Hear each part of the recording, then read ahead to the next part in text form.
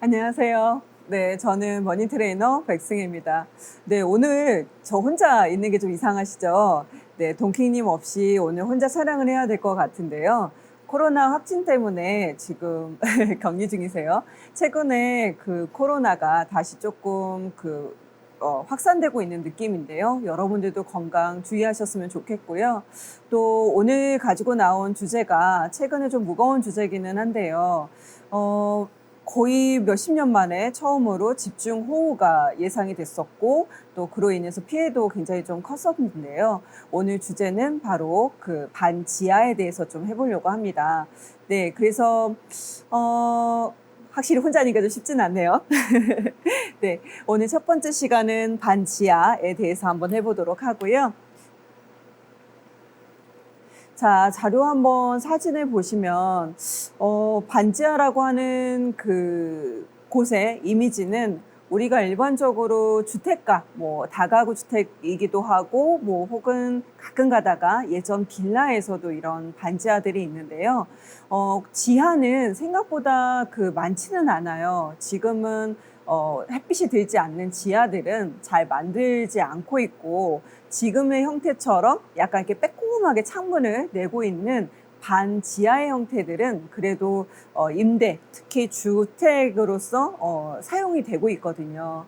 그런데 이번에 집중호우가 됐을 때 유독 이 반지하에서 사건이 있었고 또 가족이 사망하시는 사건이 있다 보니까 반지하에 대한 그 개념에 대한 정리 뭐 혹은 이게 정말로 이렇게 위험한가 뭐 혹은 정부에서는 앞으로 반지하를 없애겠다 뭐 이런 얘기들이 좀 나오고 있잖아요.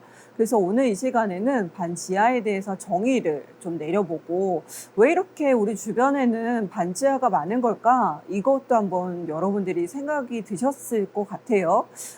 반지하가 나타날 수밖에 없는 혹은 좀 많이 생길 수밖에 없는 이점 건축주의 입장에서 한번 보도록 할게요.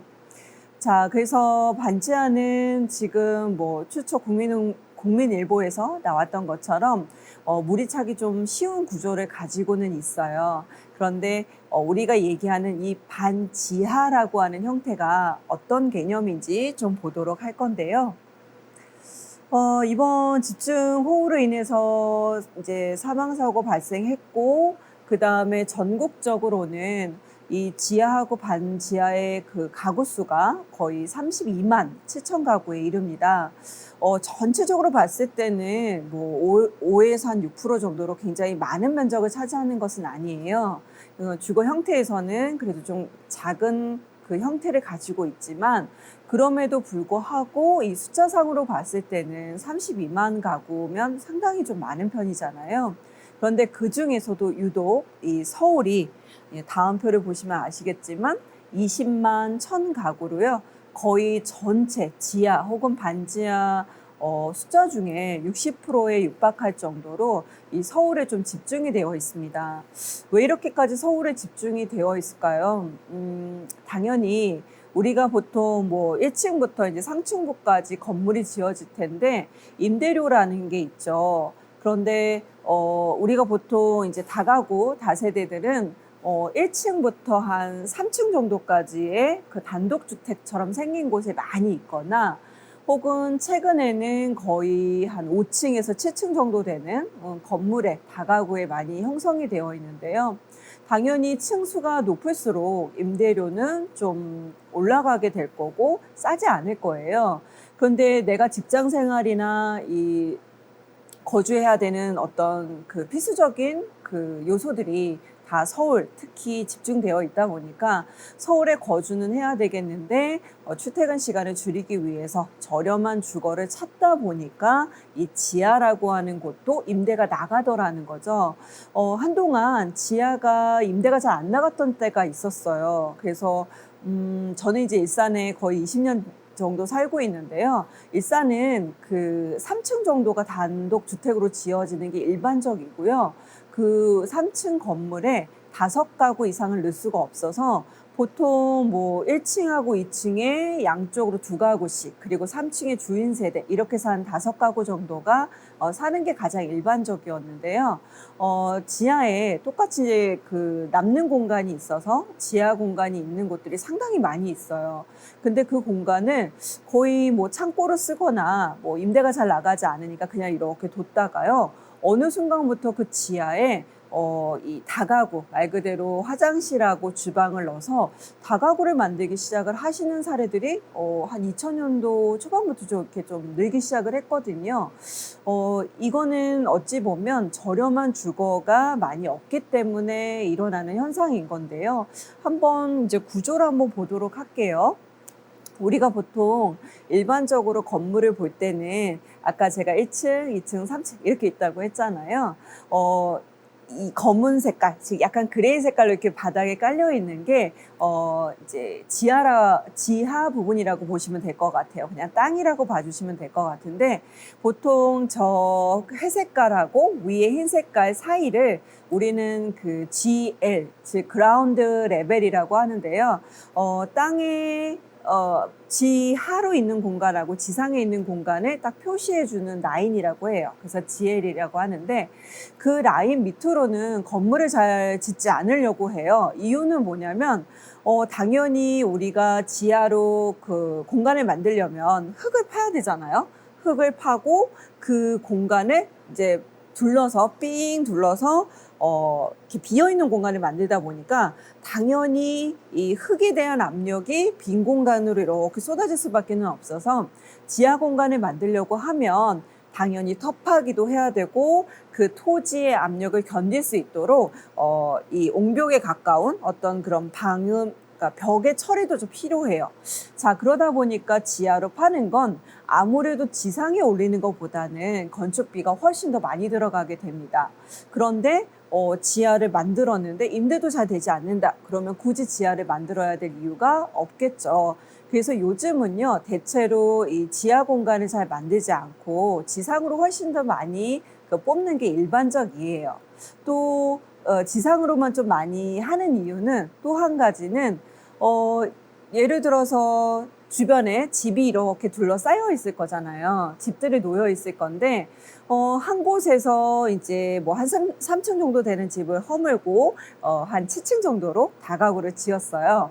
자, 그런데 처음에 지을 때는 당연히 하나만 부수기 때문에 주변에 다 낮은 주택들이라 뭐 주변에서도 민원도 좀 덜하고 또 창을 가리는 것도 덜하기 때문에 주변 건물에서 민원이 좀 작은 편이에요.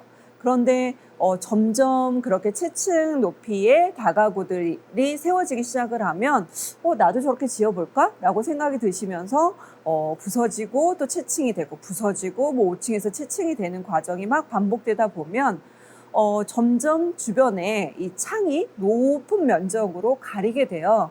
그러면 가장 먼저 민원이 뭐가 발생하느냐면 일조권, 즉 우리 집에 햇빛이 들지 않아요 라고 하는 것 때문에 이제 민원이 들어오기 시작을 합니다. 그러다 보니까 늦게 건물을 부수고 신축을 하는 땅일수록 그런 민원과의 싸움이 굉장히 좀 커지게 돼요.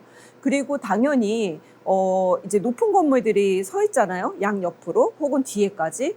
자, 그렇게 되면 내가 땅을 만약에 파겠다라고 하면 위로만 올리겠다고 하면 그냥 일조권에 대한 부분만 고려를 하면 될 텐데, 내가 지하까지 파겠어 라고 하면 솔직히 옆에 뭐 한 15가구, 15가구씩 이렇게 굉장히 많은 가구들이 둘러싸여 있을 건데, 그 중간으로 내가 지하로 파겠다라고 하면 확실히 위험도가 더 있겠죠. 그러다 보니까 아무래도 옆에 뭐 담벼락이 흔들렸다, 뭐 금이 갔다 이런 민원들이 발생할 수 있고 리스크가 있다 보니까요. 요즘은 거의 지하로 잘 하려고 하지는 않아요. 그래서 과거에는 그래도 건물들이 반지하거나 지하인 형태를 많이 했고, 최근에는 가급적이면 위로만 많이 짓고 있다라고 보시면 되는데요. 그래서 지금 보시는 것처럼 보통 GL 라운드 위로 1, 2, 3 이렇게 되어 있어요. 자, 그런데 우리가 층수를 얘기를 할 때요, 이제 지하 부분에 대한 부분에 보다 보면 지하라고 하는 건 당연히 어떻게 되어 있는 걸까요? 지금 여러분들이 보시는 것처럼 파란 색깔의 박스가 보이시죠? 즉 전체 공간이 완벽하게 다 지하에만 만들어지는 거, 이걸 우리는 그냥 지하 공간이라고 불러요. 그러니까 단점은 뭐예요? 햇빛이 없어요. 자, 그런데 왜 지하를 만드느냐면요, 우리가 보통 일반적으로 얘기하는 내가 땅을 소유를 하고 건물을 지을 수 있어 라고 하면 건폐율, 즉 건물을 바닥에 지을 수 있는 면적이 있고 위로 지을 수 있는 용적률이 있다고 했잖아요. 자, 그런데 이 건폐율 용적률 상에서요, 지하 공간은 포함이 되지 않아요. 그러니까 말 그대로 서비스 공간인 거거든요. 자, 그러면 내가 그래? 창문이 없고 막힌 공간이긴 하지만 그래? 공짜로 들어가는, 즉 용적률에 포함이 되지 않는 공간이니까 만들어 볼까? 자, 그러면 할 수 있는 게 뭐가 있을까요? 창고로 좀 쓰기 좋을 거고, 요즘은 단독주택처럼 그 약간 전원주택에서 어떤 공간으로 많이 쓰이느냐면 왜 음악 감상실 혹은 영화 감상실, AV룸이라고 하잖아요. 자, 그런 공간은 어차피 햇빛을 차단시키고 영화나 음악을 듣기 좋은 공간으로 만들려고 하다 보니까 굳이 햇빛이 필요하진 않아요. 그래서 요즘은 그런 전원주택에서 지하 공간을 만들고 그곳을 이제 AV룸으로 쓰는 경우들이 많이 있습니다. 자, 그래서 단점은 햇빛이 없어요. 자, 그런데 지금처럼 창고나 AV룸으로 쓸 게 아니라면 내가 이곳에서 임대를 주는 것을 목적으로 한다면 용적률에 포함되지 않으니까 너무 좋기는 하지만 임대가 잘 나가려고 하지 않겠죠. 왜냐하면 굉장히 습한 공간이 될 거거든요. 그래서 뭐 물난리에 대한 부분은 조금 덜 할 수는 있어요. 완벽하게 차단이 된 곳이니까. 하지만 땅 속에 숨어 있는 공간이다 보니 벌레와 이 습도에 대한 부분은 상당히 취약한 건 사실입니다. 그리고 뭘 할 수 없어요? 바람이 들어올 수 없다 보니까 환기도 좀 어려운 측면이 있고요. 자, 그래서 사람들이 고민을 하게 돼요. 지하는 그러면 이득이기는 한데 임대로 주기에는 좀 좋지는 않네.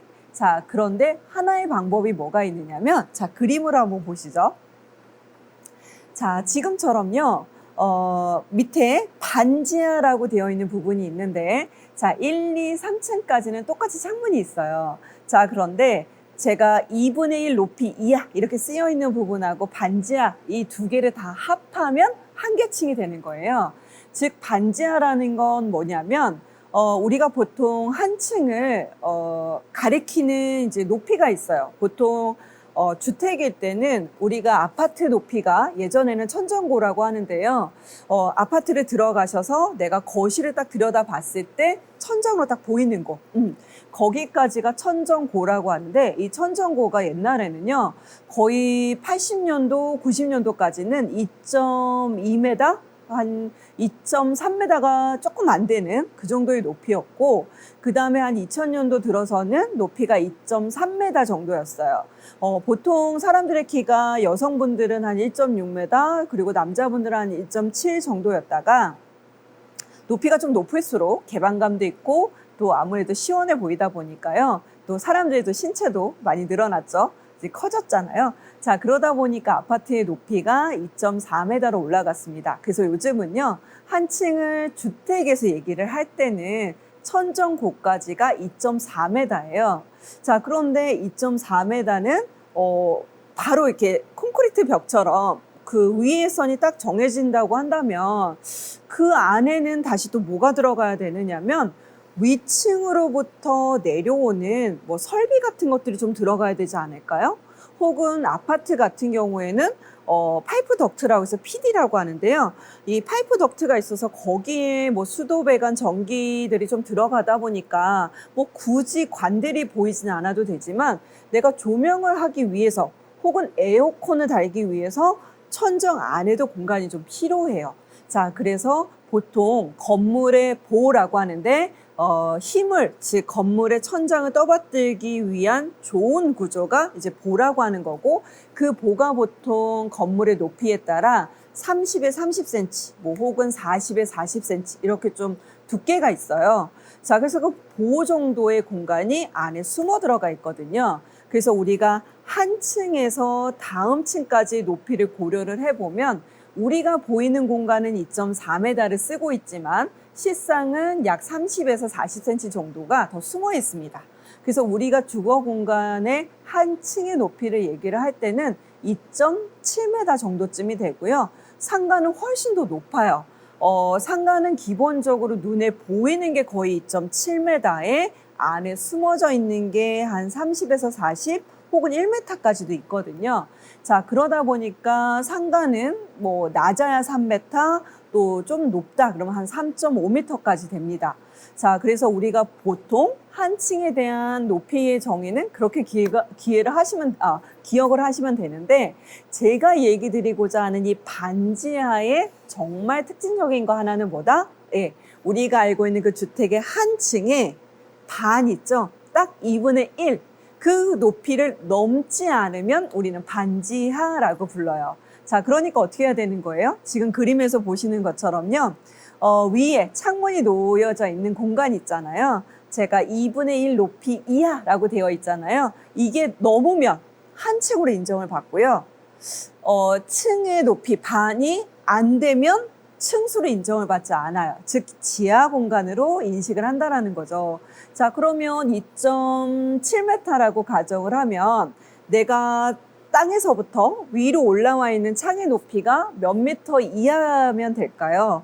1.35m 이하기만 하면 한 층에도 포함이 되지 않고 한 층에 포함되지 않으니까 그 공간은 뭘로 인정을 한다? 지하 공간으로 인정을 한다.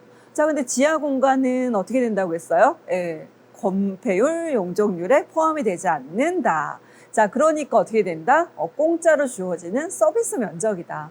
자, 이렇게 해서 반지하가 탄생을 하게 됩니다. 자, 그러다 보니까요, 내가 지어야 하는 층의 면적이나 건폐율이 있는데, 저는 임대료 좀 더 주고 싶은 거예요. 그럴 때 이렇게 창문을 좀 빼꼼히 내놓는, 그리고 높이가 1.35m를 넘지 않게만 하면 당연히 한 세대에서 두 세대 정도를 더 임대를 놓을 수 있는 상태가 되고요.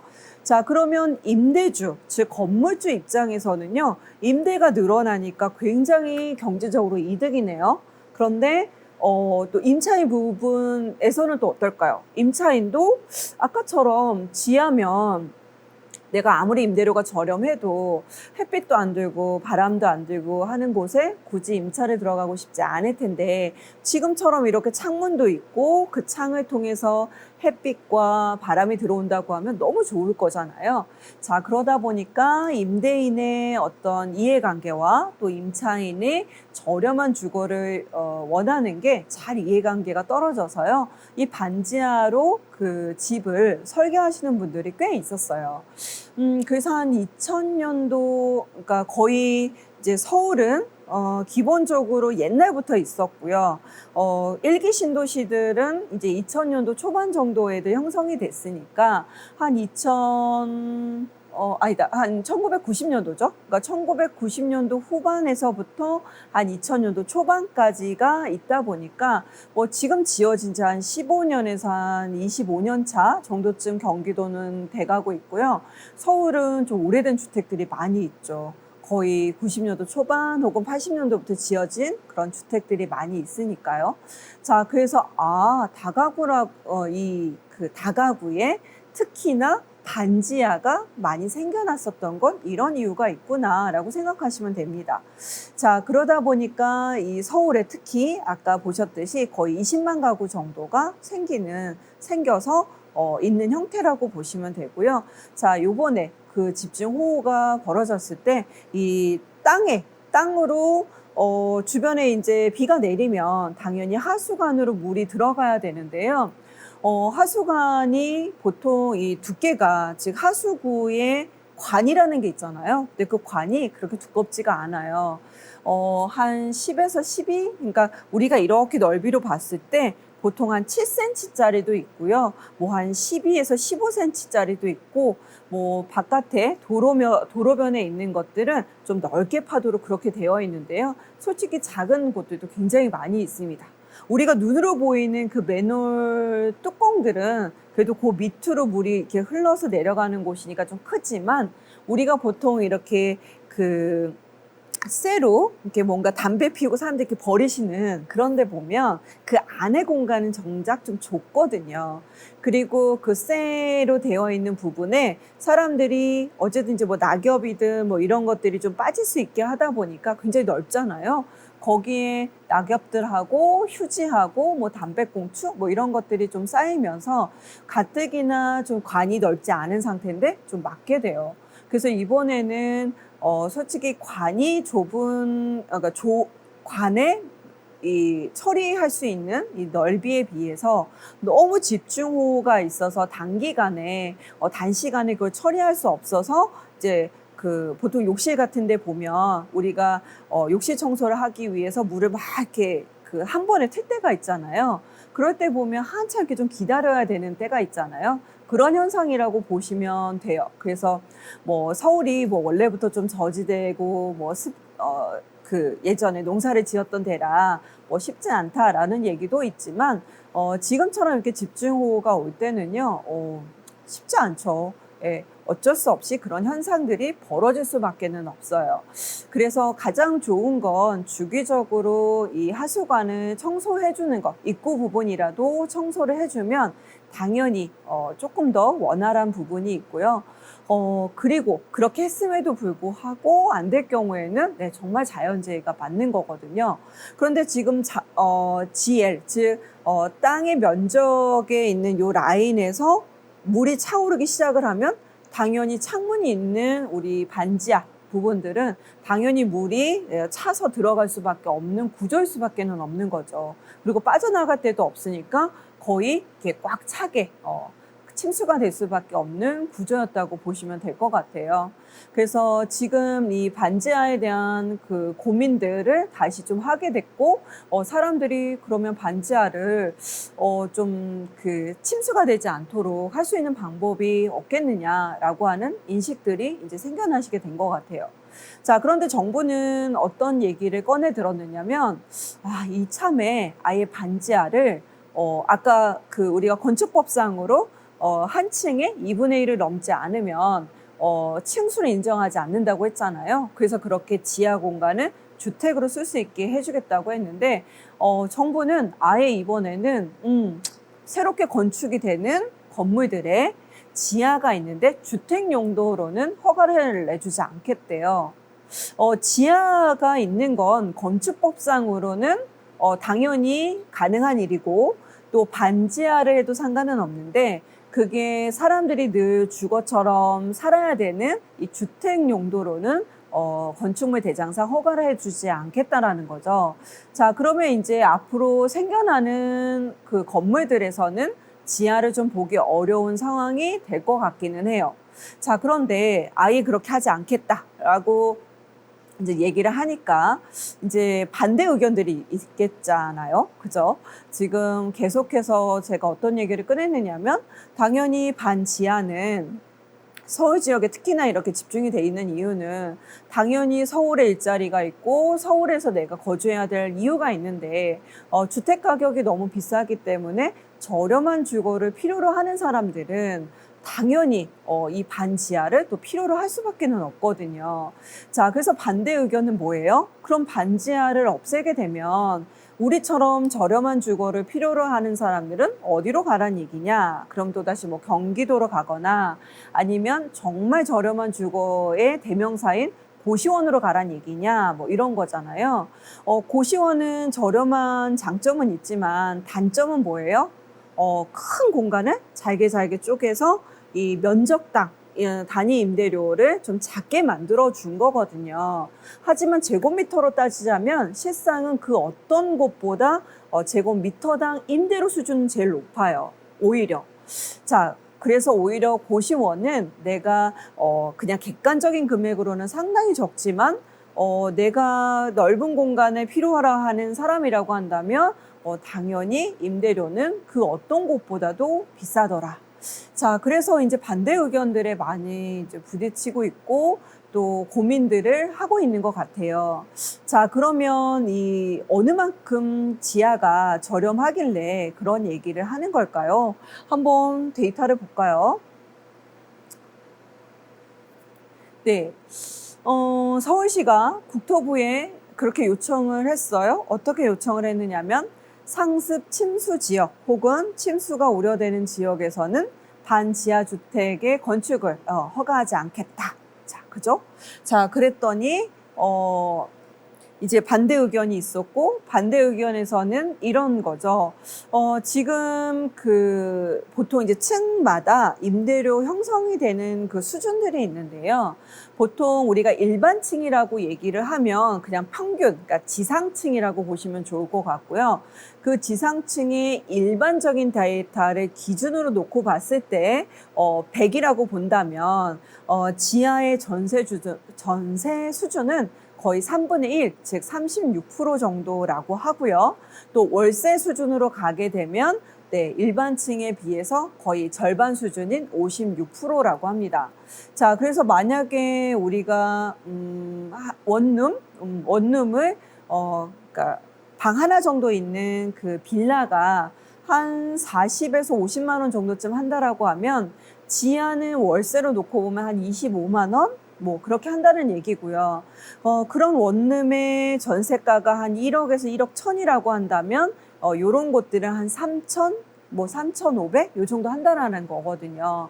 자, 그러면 당연히 내가 오피스텔을 가도 경기도에 있는 오피스텔을 전세로 가도 거의 1억대 수준이기 때문에요. 솔직히 지하에 한 3천만 원에서 5천만 원을 가지고 내가 조금 넓게, 그죠? 한 1.5룸? 혹은 뭐 방 2개 정도짜리도 빌릴 수 있어요. 자, 그러니까 내가 저렴한 비용을 가지고 보증금 정도의 금액을 가지고 살기에는 아주 좋은 거죠.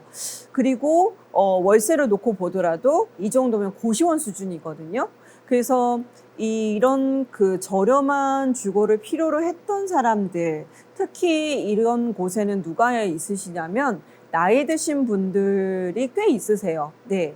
그래서 은퇴하시고 나서 좀 이제 60세가 넘으신 노인분들이 혼자 사시거나 부부끼리 사시는 분들이 좀 있으시고, 그 다음에 지방에서 서울에 올라왔는데 이제 비용이 부족한 분들이 있을 거잖아요. 그래서 학생들 혹은 이제 막 사회생활을 시작한 사회초년생들, 그 다음에 이제 아이들을 좀 키우기는 해야겠는데 아파트가 너무 버거워서 금액이 좀 부족하셔서 방이 한 2-3개 정도 필요하시거나, 혹은 요즘은 왜 가족의 형태가 굉장히 다양해졌잖아요. 그래서 뭐 이혼을 하시고 혼자 사시는 분들이라던가 뭐 이런 그 다양한 그 가족 구조를 가지신 분들이 좀 반지하에서 많이 살고들 계시거든요. 자, 그러면 이제부터 그런 공간을 허가하지 않겠다라고 하면, 그리고 또 기존에 있었던 것들도 점점 고려를 해봐서 상습 지역에 있는 것들은 주거 용도를 이제 임차가 만료돼서 빠져나가게 되면 이제부터는 상가 공간으로 바꾸도록 좀 유도를 해가겠다라는 거예요. 그러니까 시간은 걸리겠지만 뭐 한 10년 동안 일몰제처럼 해서 점차 그런 그 주거 공간들을 없애서 상업 공간으로 혹은 그냥 창고처럼 쓰이는 그런 근린 생활 공간으로 그냥 바꿔버리겠다라는 거거든요. 자, 그런데 문제는요. 좋아요. 이게 당연히 그 서민들을 위한 그 안전을 고려해서 그런 일이 일어나지 않도록 하겠다라고 하는 거니까 당연히 찬성을 해줘야 되는 거지만, 자, 이분들이 어디로 가야 될까요? 아까처럼 고시원으로 가야 될까요? 아니면 어쩔 수 없이 뭐 1시간, 1시간 반 정도가 더 걸리지만 경기도 권역에 있는 곳으로 가야 될까요? 이게 쉽지 않다라는 거죠. 자, 그래서 반대의 목소리들이 있는 거고요. 자, 그러다 보니까 정부에서는 어떤 방침을 지금 좀 고민을 하고 있느냐면, 좀 천천히 가겠다라고 하는 거고요. 그 다음에 좀 지원을 해주겠다라는 거예요. 지금 그 가장 최근에 나온 그 지원책은 뭐가 있느냐면, 반지하에서 이제 지상층으로 이사를 하시게 되는 경우에는 약 2년 동안 그 월세 20만 원씩 2년 동안 지원을 해주겠다라고 하는 게 좀 나왔습니다. 물론 이제 이런 것들이 그 모두 다 아마 되는 것 같지는 않고요. 또 본인의 어떤 소득이나 이런 것들을 아마 고려해서 몇 가지 조건들이 더 붙을 것 같아요. 그래서 아직은 아주 명확한 어떤 그 지침을 나온 것은 아니지만 적어도 이분들이 지하 공간을 앞으로 주거용으로 쓰지 않고 점점 그 이제 지상으로 전환해 갈 수 있도록 도와주는 혹은 약간 그 마음을 그렇게 하실 수 있도록 유도하는 정책이라고 보면 될 것 같은데요. 이거를 꺼내들게 되었고요. 자, 그러면 또 이번에는 임차인 말고도 임대인, 즉 건물 소유자에게도 당연히 그런 어떤 그 유도책을 내놔야 되잖아요. 그래서 뭘 생각을 하고 있느냐면 당연히 주택이었던 부분을 상가로 내놓으려면 어떻게 해야 될까요? 리모델링을 해야 되겠죠. 그래서 뭐 화장실이 있는 건 상관이 없을 것 같은데 뭐 싱크대라든지 또 너무 주거형처럼 꾸며져 있었던 뭐 도배 같은 거를 이제 다시 해야 된다든지 이제 어떤 이런 그 건축 비용, 리모델링에 해당하는 비용들이 들 거기 때문에 그 비용을 지원해 주겠다라고 하는 걸 검토 중이다라고 하는 거고요. 자, 그러면 이거는 근본적인 해결책은 아니죠. 이제 근본적인 해결책이 되려면 그러면 내가 지하에서 지상층으로 가는 거에 따르는 뭐 한 20만 원씩 지원하는 건 좋지만 2년이 끝나면 장기적으로는 내가 또다시 그 부담을 해야 되는 거잖아요. 물론 삶의 조건이 더 좋아지는 거고 본인의 여건이 좋아지시는 거니까 개인의 영역으로 넣어도 좋겠지만 근본적인 해결은 아닐 거라는 거예요. 자, 그래서 정부가 지금 계산을 하고 있는 건 뭐냐면 아까 전국적으로는 32만 가구였고요. 서울 60% 육박하는 이 서울은 한 20만 가구 정도였거든요. 근데 실상은 이 서울만 20만 가구라고 치면 솔직히는 서울에 이 지하의 반지하에 살고 계시는 분들을 이제 확충해 주는 것, 이게 가장 키포인트인 것 같아요. 그래서 지금 고민을 하고 있는 게 바로 뭐냐면 혹은 좋은 대안으로 제시를 하고 있는 것이 오늘 날짜인데요. 8월 16일에 주거 안정화에 대한 대책, 즉 부동산 대책이 하나 나왔습니다. 보통 이제 날짜를 따서 뭐 816 뭐 이런 식으로 이제 붙게 되는데요. 이제 8월 16일 날 대책안이 나왔습니다. 자, 근데 그 내용에는 뭐가 들어가 있느냐면 당연히 주택 공급에 대한 내용이 들어가 있어요. 그래서 주택을 원활하게 공급을 해주려면 신축이 가장 좋겠죠. 근데 신축은 기존에 있었던 도시에서 나올 수 있는 게 이제 재개발, 재건축인 거고요. 새로운 도시를 만들어서 공급해 주는 게 이제 3기 신도시에 대한 공급이에요.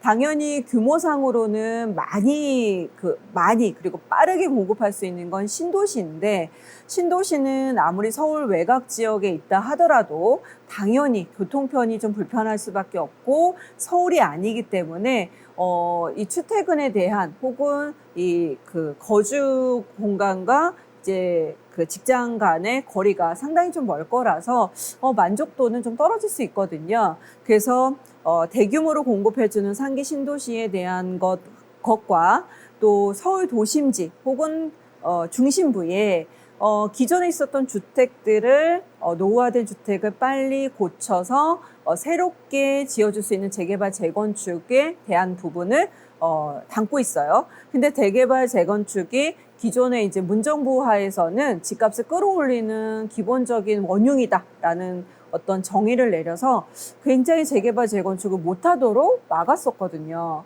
그런데 하지 마라고 하면 당연히 사람들이 그냥 알겠습니다 하고 안 하진 않겠죠. 항상 이제 그 조합원들의 어떤 수익에 따라서 본인들이 이제 막 하시게 될 건데요.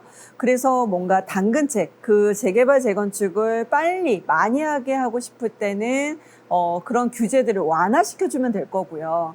뭔가 못하게 하고 싶을 때는 기준이 되는 법들을 강화시켜서 못하게 하면 되는 거잖아요.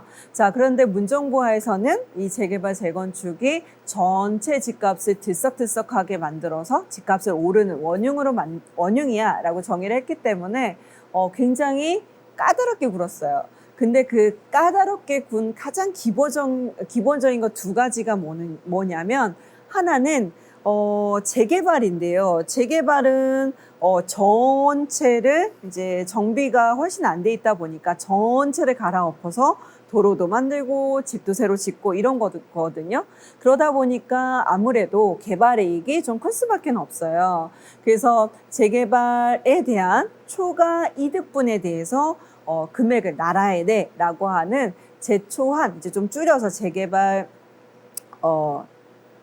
네, 이 말이 좀 길다 보니까 재개발에 대한 초과이익 환수제라고 하는 게 있는 건데요. 이거를 좀 과하게 많이 내라고 하다 보니까 이 조합원들 입장에서는 어떻게 될까요? 본인들이 가져가셔야 되는 이득분이 상당 부분 세금으로 이제 걷어들이게 되다 보니까 좀 주춤하게 되는 게 있겠죠. 그런데 그 수익이 줄어든 만큼 또 분양가가 좋으면 뭔가 또 보완이 될 텐데, 또 분양가를 높이면 또다시 집값이 올라간다고 해서 분양가도 간접적으로 이제 규제를 하다 보니까 이래저래 수익이 굉장히 악화돼서 좀 이렇게 뭐라 그러지? 이 사업 진행을 좀 뒤로 늦추는 현장들이 꽤 있었어요. 이제 그러다가 좀 힘들어졌던 게 바로 둔촌 주공인 건데요. 자, 그래서 그런 재개발, 즉 재초안에 대한 부분을 좀 가볍게 해주겠다라는 게 골자가 하나고요. 두 번째는 이제 재건축인데요. 재건축에서는 가장 첫 단추가 뭐냐면 안전진단이에요. 말 그대로 얘네들을 유지해도 되겠는지, 아니면 정말로 위험하니까 부숴서 새로 짓는 게 낫겠는지, 아니면 한 중간 정도라서 얘를 일부만 조금 보정을 하면 괜찮겠는데, 그래서 리모델링으로 풀게 할 건지를 좀 이렇게 안전진단이라는 걸 통해서 결론을 내주도록 하고 있어요. 그런데 그 안전진단에 이게 평가 항목들이 있는데, 그 중에 상당 부분을 상당히 어렵게 높여놓다 보니까 이 안전진단이 거의 통과를 못했었어요. 그러니까 간접적으로는 하지 마 하고 거의 통과를 못 시켜준 거나 마찬가지였거든요. 그런데 문정부 거의 끝자락 정도에 이 안전진단을 굉장히 좀 많이 그래도 허가를 해주면서 통과를 한 곳들이 좀 있었습니다. 자, 그래서 어디까지나 재개발, 재건축 이런 것들이 굉장히 그 필요에 의해서, 시장에 의해서 이렇게 적당하게 흘러가고 판단이 되는 게 아니라 정부가 본인의 어떤 입장에 맞춰서 좀 강화시키기도 하고 완화시키기도 하더라. 근데 그게 국민이 원하는 방향이면 다행인데, 뭔가 국민이 원하는 방향을 잘못 이해해서 또 잘못 해석을 해서 집값을 잡겠다라고 하는 굉장히 좋은 면목이 있었지만, 즉 어떤 그 목표나 이런 게 있었지만, 실상은 오히려 시장의 흐름을 오히려 이렇게 어그러뜨리는 그런 효과를 좀 가져오긴 했거든요. 그래서 재건축에 대한 그 안전진단을 좀 완화시켜 주겠다라고 하는 게 포인트였습니다. 근데 실상은요, 굉장히 구체적인 내용이 들어가 있지는 않아요. 결과적으로는 그런 내용들을 더 디테일하게 언제 내놓으려고 하느냐면요, 9월 달에 내놓겠다라고 합니다. 자, 그래서 어찌됐든 구체적인 방안은 9월 달까지 좀 늦춰질 것 같기는 하는데요. 그래도 어쨌든 그 재개발, 재건축을 할 때 위로 지을 수 있는 면적이 용적률이라고 했잖아요. 그런데 위로 지을 수 있는 면적이 많아질수록 이 재개발 현장이든 재건축 현장이든 다 이득이, 즉 수익이 좋아질 수밖에 없거든요.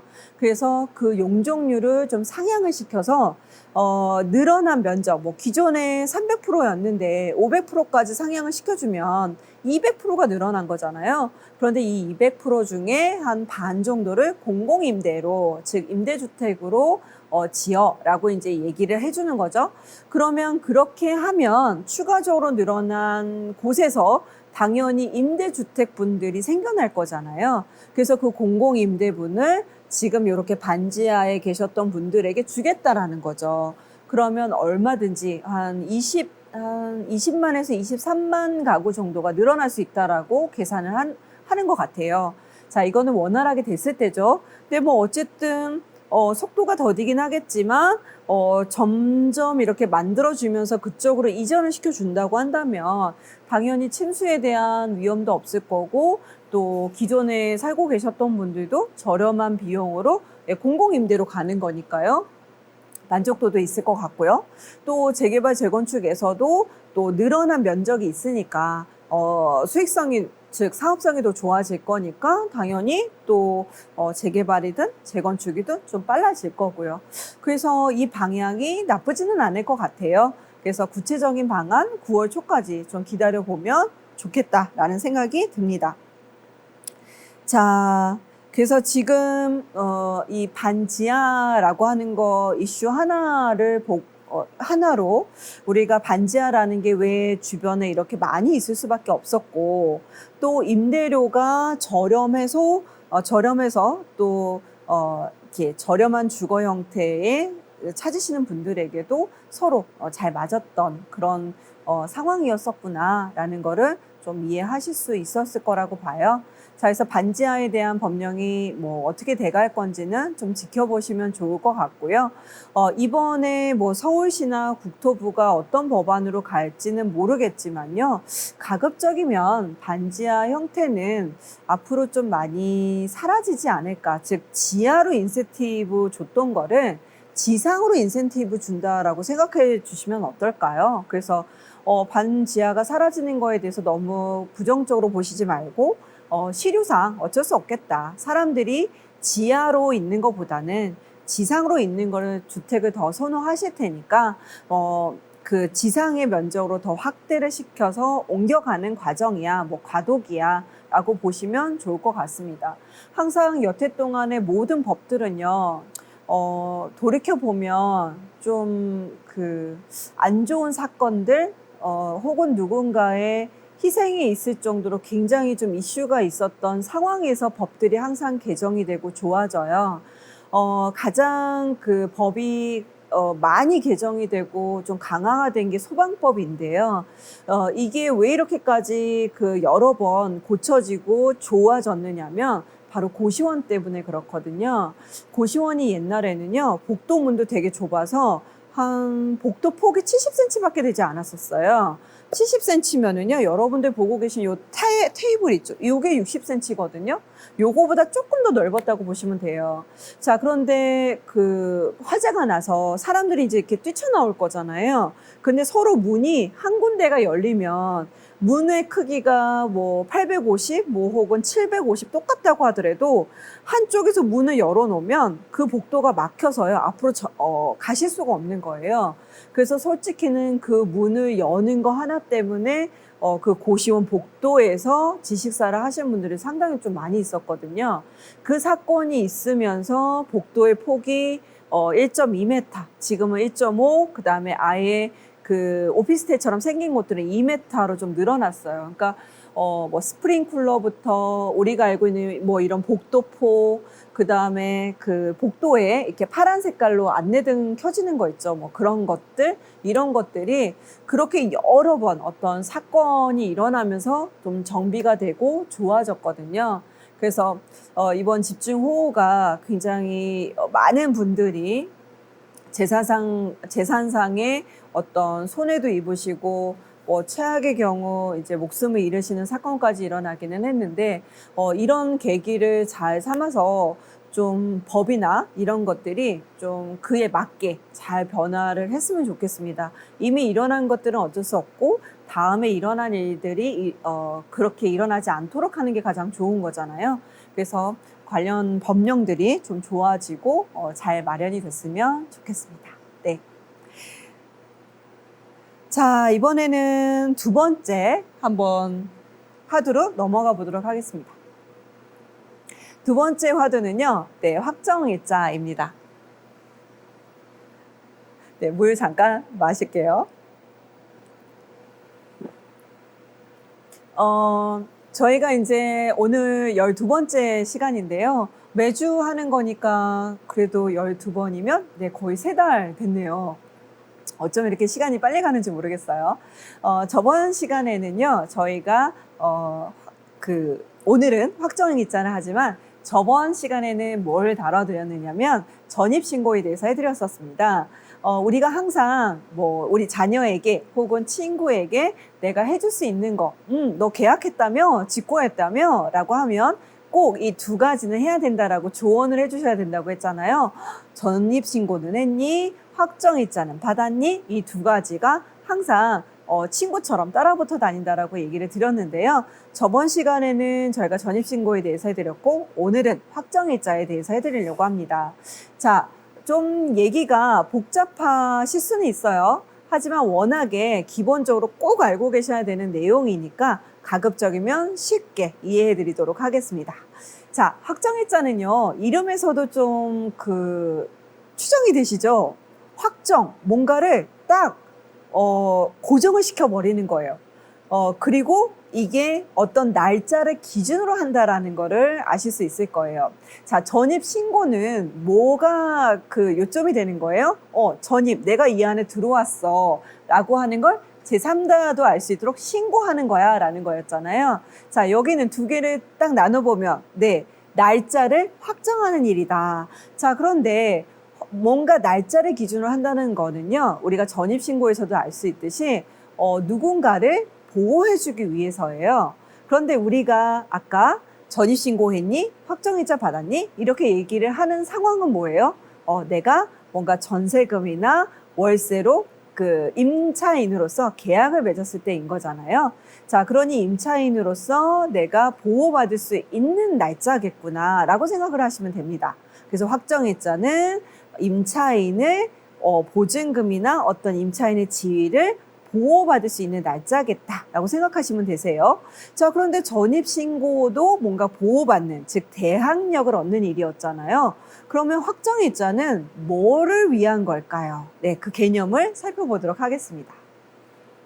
먼저는요, 내가 확정일자를 받으려면 어디를 가야 되겠죠?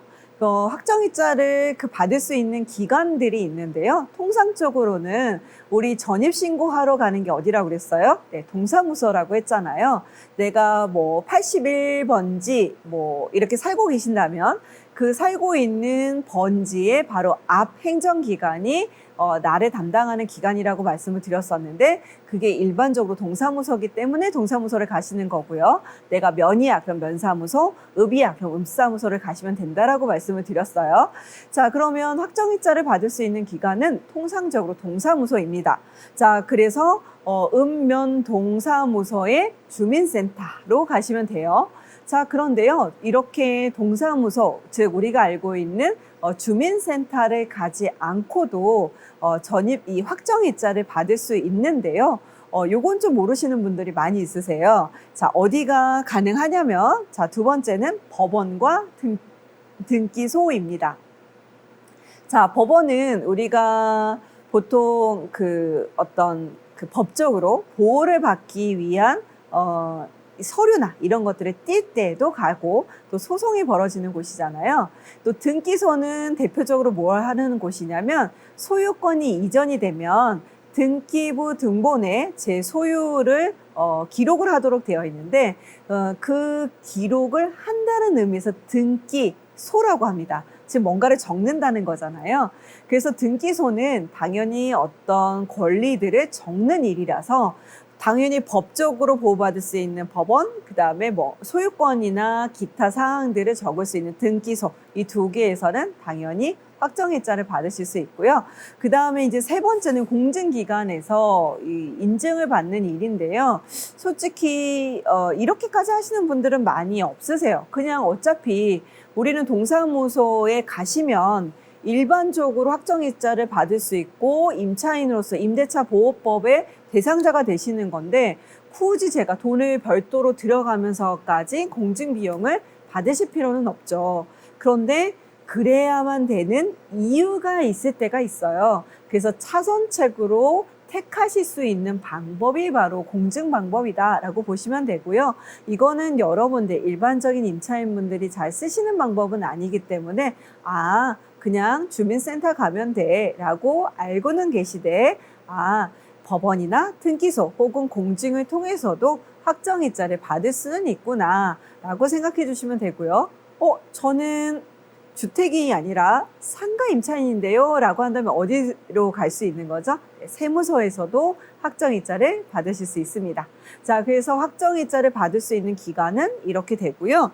자, 그럼 확정이자를 받게 되면 어떤 형태가 되냐면 내가 당연히 임차인이면 뭐가 있을까요? 계약서가 있을 거예요. 임대차 계약서가 있을 건데 그 임대차 계약서에 지금과 같이 확정이자라고 하는 도장을 콕 찍어주게 되고요. 그 밑에 날짜가 있죠. 몇 년, 몇 월, 며칠 이렇게 딱 날짜가 찍혀 있어요. 자, 그런데 이 계약서는 누구 거예요? 제 거예요. 그죠? 제 거니까 제가 받아서 가고 나면 이 동사무소 혹은 주민센터, 이 법원 등기소에서는 이거를 증빙할 수 있는 방법이 없죠. 자, 그래서 이 날짜 도장을 찍어줄 때요. 이 확정일자 무슨 부가 하나가 더 있어서 여기다 좀 적어주세요 라고 하는 게 있어요. 이게 바로 이 관할 기관에서 별도로 적어 놓는 거예요. 그러니까 우리가 내용 증명 혹시 보내신 분들이 있으는지 모르겠는데요. 이 내용 증명은요, 소송을 하기 위한 전 단계이기도 하고, 뭔가 우리가 전화나 뭐 그 구두로 말로 했었던 내용을 좀 더 그 확실하게 좀 해놓고 싶어 라고 했을 때 이 내용 증명을 보내게 되는데요. 내용 증명을 써보신 분들은 알겠지만 세 통을 준비를 하셔야 돼요. 내가 하나 갖고 있고 이 내용을 전달할 상대방한테만 보내면 되니까 2개만 준비하면 되는 게 아닐까요? 라고 하시지만 3부를 준비합니다. 그러면 나머지 1부는 누가 갖고 있는 거냐? 바로 우체국이 갖고 있는 거예요. 그래서 3개의 똑같은 문서를 가지고 가시면 우체국에서 3개 다 도장을 다 찍고요. 하나는 저에게 다시 돌려주고 하나는 우편으로 보내주는 거고요. 상대방에게 하나는 우체국에서 보관을 합니다. 자, 그러면 혹시나 상대방이 내용 증명을 받았어요. 근데 나중에 뭔가 이 얘기를 하게 됐을 때 저는 서류가 있는 거예요. 봐봐, 내가 너한테 이렇게 내용 증명을 보냈었잖아 라고 했더니 상대방이 뭐라 그러냐면 난 그런 거 받은 적 없는데? 라고 얘기를 하는 거죠. 그리고 뭔가 도장이나 이런 것들이 얼추 비슷하긴 한데 문서 내용이 다른 거예요. 알고 보니까 제가 보낸 내용하고 다르게 본인들이 불리한 내용을 싹 지우고 다시 작성을 한 거예요. 도장은 비슷하게 만들고요. 자, 이런 일들도 가능할 수 있을 거잖아요. 자, 그래서 그때는 어떻게 하는 거예요? 우체국에게 나 예전에 이렇게 보냈던 적이 있는데 그 내용을 주세요 라고 하면 그 똑같은 문서, 즉 내가 보냈던 문서가 우체국에서 보관을 하고 있기 때문에 그 내용이 서로 같은지 다른지 이거를 증명해 주는 거죠. 그리고 보낸 날짜도 정확하게 특정할 수 있고 또 우체국이니까 도달한 날짜가 있을 거잖아요. 그래서 도달한 것까지를 확인할 수 있는 것. 이게 바로 내용 증명인 거거든요. 그래서 여러분들이 혹시나 중요한 내용을 친구나 혹은 비즈니스차 뭔가를 하셔야 되는 게 있을 때는 내용 증명이 가장 간단하면서도 비용이 적게 들어가는 방법이에요. 근데 그걸 좀 더 돈을 들여서 하고 싶어 라고 하면 법무사 사무실에 가셔서 공증이라는 걸 하는 겁니다. 그때는 당연히 누가 대표가 되는 거냐면 법무사가 대표가 되는 거예요. 즉 아까는 우체국에서 내 내용을 같이 이렇게 증인처럼 해줬잖아요. 이번에는 법을 더 전문으로 알고 있는 법무사가 그 역할을 해주시는 거라고 보시면 됩니다. 자, 그래서 결과적으로는 이 확정일자는 이 동사무소, 즉 어떤 행정기관에서 내가 이렇게 도장을 받았었어. 그리고 그 도장을 받았다는 건 뭐예요? 그날 혹은 계약이 있었다라는 걸 증빙하는 거잖아요. 그래서 그런 의미가 있다라고 보시면 돼요. 자, 이런 내용이 문서로 바뀌면, 즉 글자로 바뀌면 어떻게 되는 건지를 한번 보도록 하겠습니다. 자, 확정일자는 왜 받아야 하느냐? 네, 증서에 작성된 일자에 완벽한 증거력을 부여하는 법률상의 일자. 상당히 어렵죠. 이거를 제가 풀어서 얘기를 해드린 거예요. 그리고 공신력 있는 기관, 이게 바로 뭐예요? 동사무소, 아까 법원, 등기소, 세무소, 그리고 법무사에서 공증받은 거 이렇게 자 그런 공식력 있는 기관에서 부여받을 수 있다 이런 거죠. 자 확정일자를 받는다는 것은 그 날짜에 임대차 계약서가 존재한다는 사실의 공신력 있는 증명이다. 네, 이겁니다. 이 단어를 지금 제가 설명을 해드린 거예요. 법은 상당히 좀 단어들이 좀 어렵죠. 지금 그 인터넷에 하는 우영우? 이영우? 뭐였죠? 제가 드라마를 잘 안 보고 있어가지고 아무튼 그 변호사 되게 재밌게 보고들 계실 거잖아요. 거기서도 머리가 굉장히 그 비상해서 뭐 법령들과 이 정확한 단어들을 써서 막 이렇게 기억을 하잖아요. 근데 솔직히 일반인들은 개념을 이해하시기는 좋으나 지금처럼 그래 확정일자라는 게 그렇게 뭐 동사무소 같은 곳에서 내 계약이 있었던 거를 확인해 주는 거래. 요 정도만 설명을 해주셔도 이해를 해주셔도 좋아요. 근데 이게 법적으로 가게 되면 지금과 같은 문구들이 들어간다라고 보시면 됩니다. 자, 그래서 이 단어를 좀 이렇게 외워주시거나 자주 이렇게 좀 그 입에 이렇게 숙달시켜서 해주시면 굉장히 좀 멋있게 보일 수 있어요. 그잖아요? 확정일자를 받는다는 건 그 날짜에 임대차가 있었다는 공신력이 있는 증명이야. 뭐 이런 단어를 쓰면 공신력이란 단어 이런 거 좋잖아요. 네. 자, 그래서 말은 어렵지만 여러분들은 개념만 이해하시면 됩니다.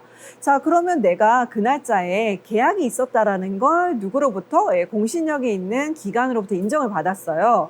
자, 그런데 이게 우리 좀 전에 그 전 시간에 배웠던 전입신고하고 뭐가 다르냐라는 거죠. 그죠? 이 효과가 중요한 거잖아요. 자, 확정일자는 어떤 의미가 또다시 따라붙어 다니느냐면 네, 우선 변제권이라는 단어가 같이 따라붙어 다닙니다. 좀 어려우실 수는 있지만 확정일자는 우선 변제권을 갖는 일이야. 이렇게만 기억을 해주세요. 자, 그럼 우선 변제권이라는 건 또 뭔지 한번 또 보도록 할게요. 이 확정일자는 이 확정일자의 효력이라는 단어가 바로 우선 변제권을 얘기를 하는 건데요. 그 내용이 뭔지 한번 보시도록 할게요. 자, 배당에 참여하여 라고 되어 있네요. 제가 우선 변제권을 얘기 드렸는데 바로 이 우선 변제권이라고 하는 게 배당을 받는 일이야 라고 생각을 하시면 됩니다. 즉 확정일자를 받는 게 중요한 게 아니고요. 확정일자는 어떤 내가 갖춰야 될 여건 혹은 조건이라고 보시면 되세요. 그러면 내가 법원에서 나에게 어떤 권리를 주는 거냐면 바로 우선 변제권이라고 하는 권리를 줄 거예요. 근데 그 권리의 실체가 바로 뭐냐면 배당을 받을 수 있는 권리다. 이렇게 보시면 됩니다. 자, 배당을 받을 수 있는 권리, 이게 바로 뭐냐. 자, 얼마 전에 이틀 전인가 이제 그 카톡으로 문자가 딱 왔는데 애플에서 그 배당이 들어왔더라고요. 너무 이렇게 좋아요. 네, 물론 이제 애플과 같은 기업들은 배당 뭐 성향이 그렇게 강하지는 않아서 많이 주지는 않았지만 그래도 배당을 받았어요. 아마 여러분들이 주식을 하고 계시다면 주식에서 배당받는 거가 가장 기억하시기 좋을 거예요. 자, 그러면 배당이라고 하는 건 뭐예요?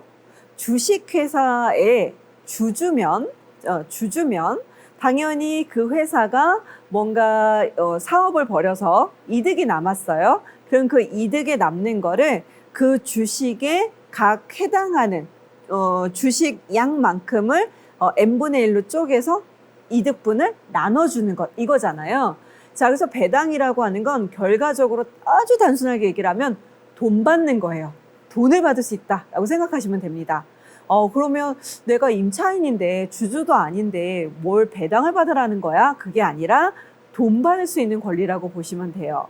왜냐? 우리는요, 임차인이지만 내가 그 집에 임대인에게 돈을 주고 대신 저는 어떤 권리를 얻는다? 그 기간 동안 이 공간을 사용하는 혹은 그 안에서 뭔가 장사를 할 수 있는 권리를 얻는 거라고 했잖아요.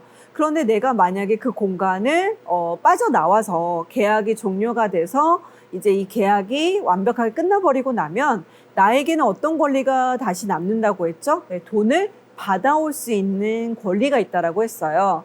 자, 그러니 내가 돈을 맡겼기 때문에 임차인이었던 건데 내 그 공간을 쓰는 것에 대한 권리가 사라지고 나면 나는 뭐가 된다? 채권자가 된다. 임대인에게 돈 돌려주세요 라고 하는 채권자가 될 수 있다라고 보시면 되는 거예요. 자, 그러다 보니까 당연히 나는 뭘 해야 돼요? 돈을 돌려받아야 돼요. 자, 그런데 우리가 전입신고를 하고 이렇게 확정이자를 받으려고 하는 이유는, 자, 전입신고는요, 누군가가 왔을 때 내가 아직 돈을 못 받았다면 저를 함부로 그 집에서 쫓아낼 수 없어요. 그래서 대항력이란 표현을 쓴다고 했어요. 대항력은 뭐예요? 이렇게 맷집을 딱 가지고 가드 딱 올려서 야, 나 못 쫓아낼 거거든? 나 못 때리거든? 야, 이게 바로 대항력이라고 했어요. 자, 그런데 그거는 맷집만 딱 주는 거지 돈을 주는 건 아니에요. 그러니까 돈을 받을 때까지 버틸 수 있도록만 해주는 게 바로 전입신고예요. 대항력이고요. 자, 그러면 이제는 진짜로 돈을 받을 수 있게 도와줘야 되는 거잖아요. 그게 바로 확정일자고 우선변제권이라고 보시면 됩니다. 자, 그러면 우선변제권이라고 하는 말도 어떤 의미인지 좀 보도록 할게요. 자, 우선변제권은요, 이게 이제 또 말이 어려워진다고 했잖아요. 자, 나눌게요. 두 개씩 나눌 거예요. 우선자를 딱 뗄 거고 변제권을 따로 둘 거예요. 자, 그래서 먼저 이 용어를 설명을 하려면 변제권이라는 단어부터 먼저 설명을 드려야 돼요. 변제한다라는 건 돈을 돌려받는다라고 하시면 이해하시면 됩니다. 그죠? 아까 계속 돈을 받는 거야 라는 얘기를 했잖아요. 돈을 받는 거를 좀 더 멋지게 얘기하는 게 바로 변제권이라고 보시면 됩니다. 자, 그런데 그 앞에 우선이라는 단어가 붙었어요. 우선. 자, 그러면 뭔가 여러 개의 순서들, 즉 한 아파트 혹은 부동산에 돈 받을 사람들이 여러 명일 수도 있겠죠. 저는 임차인으로서 전세금을 받아야 되는 거고요. 그 다음에 어떤 분은 가압류, 뭐 압류, 뭐 혹은 세금, 뭐 이런 것들이 한꺼번에 돈 받으러 온 거예요. 자, 그랬을 때 당연히 저는 이 아파트에 혹은 이 부동산에 세입자니까 돈을 받아야 되는 권리가 있어야 되는데요. 실상은요, 여러분들 등기부 등본에 임차인입니다 라고 등재가 안 돼요. 근데 돈은 누구만 받는 거냐면요, 이 아파트 혹은 빌라, 상가 이런 애들이 최악의 경우 이렇게 채권자들에게 돈을 돌려주기 위해서 뭐가 진행이 되느냐면 경매가 진행이 되거든요. 뭐 경매가 진행이 되지 않고 실제로 매각이 된다 하더라도 결론적으로는 이 등기부 등본상에 기재가 되어 있는 사람들 순서대로 돈을 받아가는 거예요. 이게 바로 변제권이에요. 그래서 우리가 친구한테 돈을 빌려줄 때 차용증만 딱 써놓으면 지금 우리 임차인처럼 채권만 있는 거예요. 그런데 꼭 은행은 돈을 빌려줄 때요, 차용증만 쓰지 않아요. 그죠? 뭘 해요? 꼭 등기부 등본에 저당권을 잡죠. 뭐 저당권 혹은 근저당권이라는 걸 잡아요. 왜 은행은 굳이 차용증을 쓰면 될 건데 왜 근저당을 잡느냐? 왜? 모든 권리는 등기부 등본에 적혀 있는 순서대로 돈을 받아가기 때문이다 라고 보시면 되는 겁니다. 자, 그런데 우리는, 임차인은 등기부 등본에 적혀 있어요? 없어요. 우리는 계약서를 썼고 전입신고도 했고 확정일자도 있지만 어디에는 없다? 등기부 등본에는 없다. 자, 그래서요, 이 우선 변제권이라고 하는 게 왜 생겨난 거냐면 이 아파트 혹은 부동산을 팔아요. 그죠? 매매가 됐던 경매가 됐던 이걸 팔아서 이 채권자들한테 돈을 다 나눠줄 건데요. 등기부 등본에 마치 있는 것처럼 이렇게 살짝 껴줘 주겠다는 거예요. 그게 바로 뭐냐면 살짝 껴주는데 그 날짜 기준이 바로 확정일자 날짜 기준으로 마치 등기부 등본에 있는 것처럼 살짝 껴줘 주겠다라고 하는 날짜의 기준입니다. 자, 그러니까 우리는 당연히 등기부 등본에 있는 것처럼 들어가려면, 즉 돈을 받으려면 그렇게 있어야 된다라고 하는 거고, 그렇게 살짝 껴들어가려면 확정일자가 부여가 돼야 되고, 확정일자를 부여를 받으려면 내가 확정일자를 받아놔야 되겠죠. 자, 그래서 여러분들은 확정일자는 돈 받는 일이라고만 생각을 하시면 되는 거고, 변제권, 즉 돈 받는 권리가 생기는 거야. 그런데 우선이라고 했기 때문에 이 우선자는요, 하나 이제 다른 개념하고 또 하나 비교를 해주셔야 될 건 뭐냐면, 오늘 시간에 배우지는 않을 거지만 최우선 변제권이라고 있어요. 자, 최우선과 우선 중에 어떤 애가 더 위일 것 같으세요? 당연히 최우선이 더 위일 것 같죠. 왜냐, 어떤 애들보다도 가장 1순위라는 단어가 최우선이잖아요. 자, 그래서 최우선 변제권이어야 하는데, 임차인들은 최우선 변제권이 아닌 거예요. 그냥 우선 변제권인 거예요. 그 이유는 뭐냐면, 나보다 빠른 순위에 있는 애들보다 내가 빠를 수는 없다는 거예요. 그러니까 무슨 얘기냐면, 나보다 빠른 애가 있으면 그냥 순서에 맞춰서 내가 돈을 받는다는 거고요. 다만 나보다 늦은 순서에 있는 사람들 있잖아요. 걔네들보다는 내가 우선한다는 의미예요. 그래서 살짝 그 근저당 그 등기부 등본에 나를 이렇게 껴주는데, 그 날짜의 순서에 맞춰서 배당받을 수 있게 해줄게 라는 의미가 우선 변제권이라고 보시면 될 것 같고요. 그러면 아까 설명을 하진 않았지만 이 최우선 변제권은 뭘까요? 뒤에 다른 권리가 있어요. 그런데 혹은 내 앞에도 또 권리가 있을 거잖아요. 그러면 나보다 빠른 권리가 있으면 그거보다 내가 앞설 수 없거든요. 그런데 이 최우선 변제권은요, 나보다 빠른 날짜에 어떤 권리가 있어도요, 그거보다 먼저 올라가서 그 사람을 먼저 돈을 준다라는 거예요. 이거는 이제 그 최우선 변제권은 소액 임차인에게 주는 건데요. 요거는 또 나중에 기회가 되면 설명을 드리도록 하고요. 그래서 우선 변제권은 그냥 등기부 등본상의 순서에 맞춰서 받아갈 수 있도록 하는 것이다 라고 보면 되겠습니다. 자, 그래서 이 확정일자가 없으면 돈을 받으실 수가 없어요.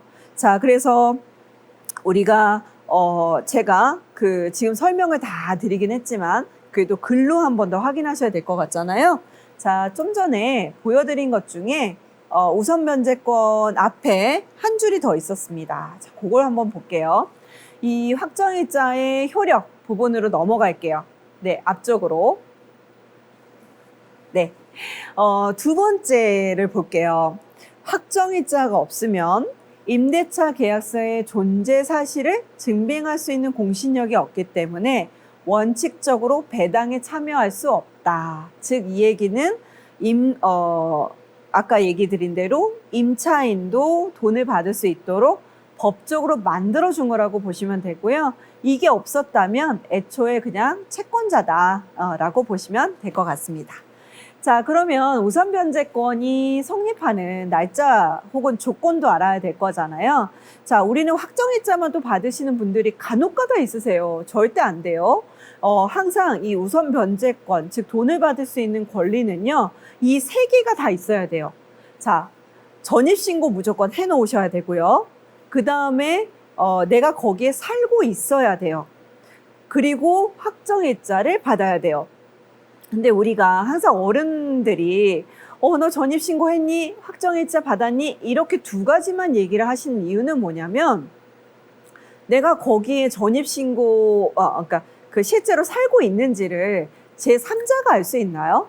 확정일자는 체크를 할 수 있어요. 그 다음에 전입신고도 전입세대 열람을 띄워보면 확인을 할 수 있어요. 자, 근데 그 사람이 거기에 살고 있는지 안 살고 있는지는 애매하더라는 거죠. 완전히 공실이야. 그러면 살고 있지 않구나 라고 해서 이 우선 변제권이 깨질 텐데, 예를 들자면 제가 외국 여행을 간 거예요. 한 3개월 동안 좀 길게 갔어요. 혹은 뭐 부모님을 뵙기 위해서 뭐 한 달 정도 장기적으로 뭐 한 달 살기를 하러 어딘가를 간 거예요. 자, 그런데 그 사이에 뭔가 경매가 접수가 된다거나 혹은 이 집이 뭐 팔린다거나 해서 뭐 어떤 그 변화가 있을 수 있잖아요. 자, 그런데 그 사이에 제3자가 이 사람이 여기 살고 있는지 안 살고 있는지를 증빙하기가 상당히 어렵다라는 거죠. 그래서 원칙적으로는 이 세 개의 요소를 모두 다 갖고 있으셔야지만 돈 받을 권리니 우선 변제권이 생기시는 건데, 증빙하기 어렵다 보니 우리가 통상적으로 전입신고했니? 확정일자 받았니? 이 두 가지를 얘기하는 거다라고 기억하시면 됩니다. 하지만 원칙적으로 뭐다? 내가 거기 들어가서 살고 있는 것까지 하셔야 돼요. 자, 그래서 뭐 이거는 그럼 내가 전입신고 해놓고 확정일자만 받아놨으면 계속 돈 받을 권리가 계속 생기는 거 아닌가요? 라고 생각하시는 분들이 있는데요. 이게 참 이렇게 단순하면 좋은데 간혹 가다가 어떤 상황들이 생기느냐면, 제가 돈을 이곳에서 임대료를 다 못 받았어요. 즉 보증 금액을 다 못 돌려받았는데 이사를 가셔야 되는 상황이 있을 수 있어요. 자, 그럴 때는 어쩔 수 없이 제가 다른 집을 구하고 그 집에 당연히 거기도 또 보증 금액을 지켜야 되다 보니까 전입신고를 해야 될 때가 있으시거든요. 자, 그래서 본의 아니게 전입신고를 빼셔야 되는 때가 있습니다. 그래서 이 세 개의 요건을 다 갖춰야지만 우선 변제권이 있다라고 했는데, 어떤 이런 상황들 때문에 이 세 개를 다 유지하지 못하실 때가 있기 때문에요. 이 요건들을 잘 갖추셔서 내가 보증 금액을 완벽하게 돌려받으실 수 있도록 주의를 좀 기울이시면 좋겠습니다. 자, 네. 자, 그래서 지금 저번 시간에 이어서 이번 시간까지 하면 우리가 전입신고한 것과 확정일자 이 두 가지 개념을 모두 다 체크를 해드린 거고요. 오늘 아무래도 동킹님이 없이 저 혼자 진행을 하다 보니까 굉장히 좀 빨리 마감이 된 것 같아요. 네, 한 시간 네, 정도 네, 진행이 된 것 같은데요. 오늘 다루지 못한 게 이제 최우선 변제권인데, 이 소액 임차인이라고 하는 개념이 있어요. 자, 요것도 한번 알고 계시면 굉장히 좋습니다. 그래서 요것도 다음에 시간이 날 때 제가 진행을 해드리도록 하고요. 오늘은 이렇게 그 반지하에 대한 부분, 그리고 확정일자에 대한 부분, 요 두 가지 정리를 해드렸습니다. 요즘 그 책에 대한 소개를 제가 좀 못하고 있는데요. 8월 16일이면 우리가 보통 전통적으로 어떤 시기로 이제 되냐면, 보통 휴가를 딱 갔다가 오신 시점이에요. 그래서 최근에 뭐 저희 딸도 이제 그 고등학생인데 개학을 해서 오늘부터 학교를 갔는데요. 이제 이 8월 딱 중순이 넘어가면 뭔가 본격적으로 다시 뭔가 이렇게 새로운 마음으로 스타트를 하는 그런 느낌이기도 하고요. 부동산 시장에서는 실수요자 구간들, 즉 실수요자가 가을에 결혼을 하면서 새 집을 얻거나 전세를 얻으시거나 하는 그 구간으로 들어가다 보니까 실수요자 구간이 시작됐다라고도 합니다. 그래서 오늘 그 8월 16일 날 그 부동산 대책이 하나 나오긴 했지만 9월 달에 있는 요 추가적인 대책까지 고려를 하게 된다면 지난 3월, 4월, 5월, 그리고 6월, 7월 지금 거의 한 4개월에서 6개월 정도 굉장히 이제 부동산 시장이 좋지 않았는데요. 이제부터는 실수요자 구간으로 들어가기 때문에 정말 침체가 맞는지 아니면 비수기적인 요인까지 같이 맞물려서 조금 더 분위기가 좋지 않았는지를 좀 체크를 하실 수 있을 거예요.